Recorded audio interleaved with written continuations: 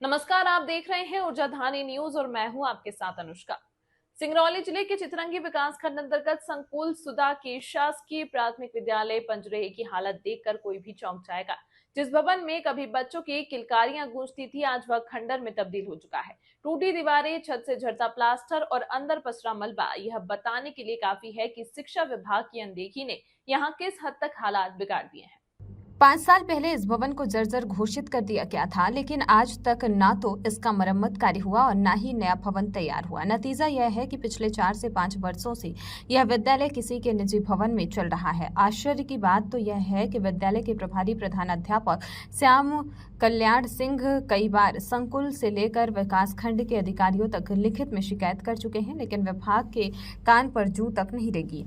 अंदर की तस्वीरों से हालात का अंदाजा लगाया जा सकता है। छत से झड़ती मिट्टी और लोहे के सरिया बाहर दिख रहे हैं। फर्श पर गंदगी और टूटे सामान बिखरे पड़े हैं। दीवारों पर कभी बच्चों को पढ़ाने के लिए बने अक्षर और अंक अब मिट्टी व सीलन से ढक गए हैं। एक तरफ सरकार गुणवत्तापूर्ण शिक्षा की बात करती है, तो दूसरी तरफ बच्चों को बैठने के लिए सुरक्षित भवन तक उपलब्ध नहीं है। आखिर सवाल यह है कि इस लापरवाही का जिम्मेदार कौन है?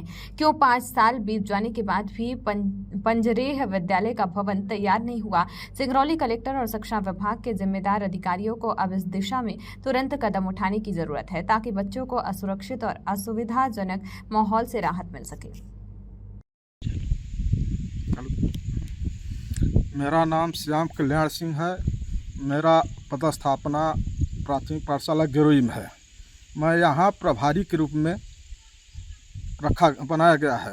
ये कौन सी विद्यालय है अभी यहाँ आप खड़े हैं? पाठशाला पंजरेह जी, जैसे इस विद्यालय की स्थिति देखी जा रही है, बहुत दयनीय स्थिति है और यहाँ पे बच्चे भी नहीं हैं। तो इस विद्यालय के बच्चे कहाँ पढ़ते हैं? बच्चे प्राइवेट घर में उनका शिक्षा कार्य किया जाता है, पाठन का प्राइवेट घर में। तो ये कितने साल से? ये 5 साल से है। 5 साल से विद्यालय आपकी प्राइवेट भवन में लग रहा है? हाँ, प्राइवेट भवन में लग रही है। तो इस संबंध में आप बिल्डिंग के संबंध में किसी वरिष्ठ अधिकारियों को अवगत कराया है? जी, बिल्कुल कराया है। आपके संकुल स्तर में दिया है, बीआरसी महोदय को दिया है, विकास खंड में दिया है, कई जगह हमने कई बार दिया है। तो मौखिक रूप से या लिखित रूप में दिया है। लिखित रूप में क्या संकुल है इसका? सुधा संकुल है। सुधा संकुल है। तो क्या इस विद्यालय में कभी वरिष्ठ अधिकारियों का भ्रमण नहीं होता है?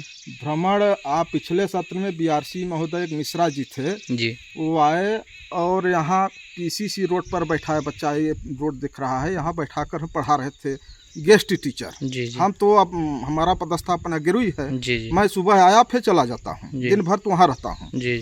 तो मिश्रा जी बीआरसी पिछले सत्र में आए थे, तो देखे कहे कि नहीं यहाँ मत बैठाइए, आप चलिए कहीं प्राइवेट घर दिलवाइए। जी। तो हमने प्राइवेट घर, हमको गिरोई से बुलवाया गया। जी।